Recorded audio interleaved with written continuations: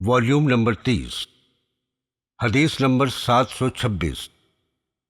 حضرت ابو ہریرہ رضی اللہ تعالی عنہ سے مروی ہے، جب کوئی ڈاکہ ڈالے اور لوگ اس کی طرف نظریں اٹھا اٹھا کر دیکھتے ہوں تو وہ لوٹ مار کے وقت مومن نہیں رہتا۔ حدیث نمبر 727۔ حضرت عائشہ رضی اللہ تعالی عنہا سے روایت ہے کہ جب رسول اللہ صلی اللہ علیہ وسلم سے بتا، جو شہد کا نچوڑا ہوا رس ہوتا ہے، اس کے متعلق پوچھا گیا تو رسول اللہ صلی اللہ علیہ وسلم نے فرمایا، جو چیز نشہ لائے وہ حرام ہے، اور جس چیز کے زیادہ پینے سے نشہ آئے اس کا تھوڑا پینا بھی حرام ہے۔ حدیث نمبر 728۔ حضرت ابو قتادہ رضی اللہ تعالی عنہ سے روایت ہے کہ رسول اللہ صلی اللہ علیہ وسلم نے کچی کھجور اور پکی کھجور اور انگور کو نبیذ بنانے کے لیے ملا کر بھگونے سے منع فرمایا ہے، اور اگر نبیذ بنانا ہے تو ہر ایک کو الگ الگ برتن میں بھگویا جائے۔ حدیث نمبر 729۔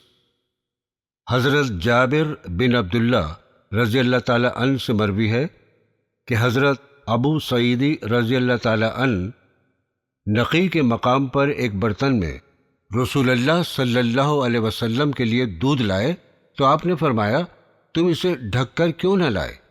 چاہے اس پر لکڑی کا ٹکڑا ہی رکھ دیتے، کیونکہ دودھ اور پانی وغیرہ کے برتن کو ڈھانک کر رکھنا چاہیے۔ حدیث نمبر 730۔ حضرت ابو ہریرہ رضی اللہ تعالی عنہ سے روایت ہے کہ رسول اللہ صلی اللہ علیہ وسلم نے فرمایا، بہترین صدقہ یہ ہے کہ دودھ دینے والی اونٹنی یا عمدہ بکری دی جائے جو صبح و شام دودھ کا ایک برتن بھر دے۔ حدیث نمبر 731۔ حضرت عبداللہ بن عباس رضی اللہ تعالی عنہ نے کہا کہ رسول اللہ صلی اللہ علیہ وسلم نے زمزم کا پانی کھڑے ہو کر پیا تھا۔ حدیث نمبر 732۔ حضرت ابو سعید رضی اللہ تعالی عنہ سے مروی ہے کہ رسول اللہ صلی اللہ علیہ وسلم نے مشکیزے کو الٹ کر کے اس کے منہ سے منہ لگا کر پانی پینے سے منع فرمایا ہے۔ حدیث نمبر 733۔ حضرت ابو ہریرہ رضی اللہ تعالی عنہ سے روایت ہے کہ نبی کریم صلی اللہ علیہ وسلم نے مشکیزے اور مشک کے منہ سے پانی پینے کی مناہی فرمائی۔ حدیث نمبر 734۔ حضرت انس رضی اللہ تعالی عنہ سے مروی ہے کہ رسول اللہ صلی اللہ علیہ وسلم پانی پیتے وقت 3 بار سانس لیا کرتے تھے، اور جب برتن کو منہ سے قریب کرتے تو بسم اللہ کہتے تھے، اور جب برتن سے منہ ہٹاتے تھے تو الحمدللہ کہتے تھے۔ حدیث نمبر 735۔ حضرت ابو سعید اور حضرت ابو ہریرہ رضی اللہ تعالی عنہما سے روایت ہے کہ نبی کریم صلی اللہ علیہ وسلم نے فرمایا، مسلمان کو جو پریشانی، غم، رنج، تکلیف اور دکھ پہنچتا ہے، یہاں تک کہ اس کو کوئی کانٹا بھی چبھتا ہے، تو اللہ تعالیٰ اس تکلیف کو اس کے گناہوں کا کفارہ بنا دیتا ہے۔ حدیث نمبر 736۔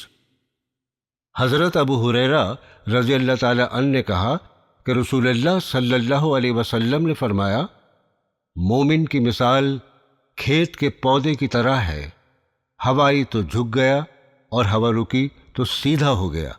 اسی طرح مسلمان مصیبت آنے پر صبر کرتا ہے، اور منافق اور کافر کی مثال صنوبر کی درخت کی طرح ہے جو جھکتا نہیں ہے۔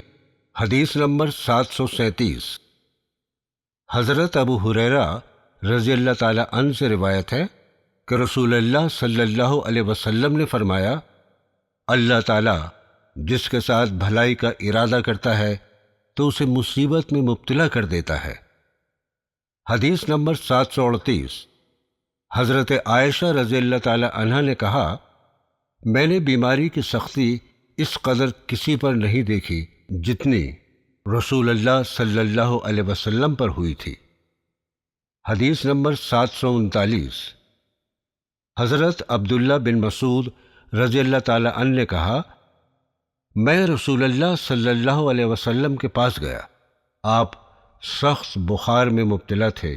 میں نے عرض کیا، یا رسول اللہ، آپ کو تو سخت بخار ہے، اس لیے آپ کو اجر بھی دوہرا ملے گا۔ آپ نے فرمایا، بے شک مسلمان کو کوئی بھی تکلیف پہنچتی ہے مگر اس کی وجہ سے اللہ تعالیٰ اس کے گناہ اس طرح جھاڑ دیتا ہے جیسے پیڑ سے خشک پتے جھاڑ دیتا ہے، لیکن ہر حالت میں وہ الحمدللہ کہتا رہے۔ حدیث نمبر 740۔ حضرت ابن عباس رضی اللہ تعالی عنہ سے روایت ہے کہ انہوں نے اپنے کچھ ساتھیوں سے فرمایا، کیا میں ایک جنتی عورت دکھاؤں؟ سب نے کہا، ضرور دکھائیے۔ آپ نے فرمایا، ایک کالی عورت رسول اللہ صلی اللہ علیہ وسلم کی خدمت میں حاضر ہوئی اور عرض کیا، مجھے مرگی کا دورہ پڑتا ہے اور اس حالت میں میرا سطر بھی کھل جاتا ہے، اس لیے آپ اللہ تعالیٰ سے میرے لیے دعا فرمائیں۔ آپ نے فرمایا، تم چاہو تو صبر کرو اور اس کے بدلے میں تمہیں جنت ملے گی، اور اگر چاہو تو میں تمہارے لیے دعا کروں کہ اللہ تعالیٰ تمہیں اس تکلیف سے نجات دے۔ وہ عورت کہنے لگی، میں صبر کروں گی۔ پھر کہنے لگی، میرا سطر کھل جاتا ہے، اس لیے اللہ تعالیٰ سے دعا کیجئے کہ میرا سطر نہ کھلا کرے۔ تو آپ نے اس کے لیے دعا فرمائی۔ حدیث نمبر 741۔ حضرت انس رضی اللہ تعالی عنہ سے روایت ہے، میں نے رسول اللہ صلی اللہ علیہ وسلم سے سنا کہ اللہ تعالیٰ کا فرمان ہے، میں جس بندے کی 2 پیاری چیزیں یعنی 2 آنکھیں لے لیتا ہوں اور وہ صبر کرتا ہے تو میں اس کے بدلے میں اسے جنت عطا کروں گا۔ حدیث نمبر 742۔ حضرت انس رضی اللہ تعالی عنہ نے کہا کہ ایک یہودی لڑکا نبی کریم صلی اللہ علیہ وسلم کی خدمت کیا کرتا تھا۔ وہ بیمار ہو گیا تو آپ اس کا مزاج پوچھنے کے لیے اس کے گھر تشریف لے گئے۔ آپ نے فرمایا، اسلام قبول کر لے۔ چنانچہ اس نے اسلام قبول کر لیا۔ حدیث نمبر 743۔ حضرت جابر رضی اللہ تعالی عنہ نے کہا کہ رسول اللہ صلی اللہ علیہ وسلم میری تیمارداری کے لیے تشریف لائے۔ وہ نہ خچر پر سوار تھے اور نہ ہی گھوڑے پر سوار تھے، بلکہ وہ پیدل چل کر تشریف لائے۔ حدیث نمبر 744۔ حضرت انس بن مالک رضی اللہ تعالی عنہ نے کہا کہ رسول اللہ صلی اللہ علیہ وسلم نے فرمایا، تم میں سے کسی کو رنج و مصیبت کی وجہ سے موت کی تمنا نہیں کرنی چاہیے۔ اگر کوئی ایسی ہی مجبوری ہو تو یوں کہے، اے اللہ، جب تک میرے لیے زندگی بہتر ہے مجھے زندہ رکھ، اگر میرے لیے مرنا بہتر ہے تو مجھے موت دے دے۔ حدیث نمبر 745۔ حضرت ابو ہریرہ رضی اللہ تعالی عنہ نے کہا کہ میں نے نبی کریم صلی اللہ علیہ وسلم سے سنا کہ کسی شخص کو اس کا عمل جنت میں نہیں لے جا سکے گا بلکہ اللہ کی رحمت درکار ہے۔ لوگوں نے عرض کیا، یا رسول اللہ، آپ کو بھی نہیں؟ آپ صلی اللہ علیہ وسلم نے فرمایا، مجھے بھی نہیں، مگر یہ کہ اللہ تعالیٰ مجھے اپنی رحمت کے دامن میں چھپا لے۔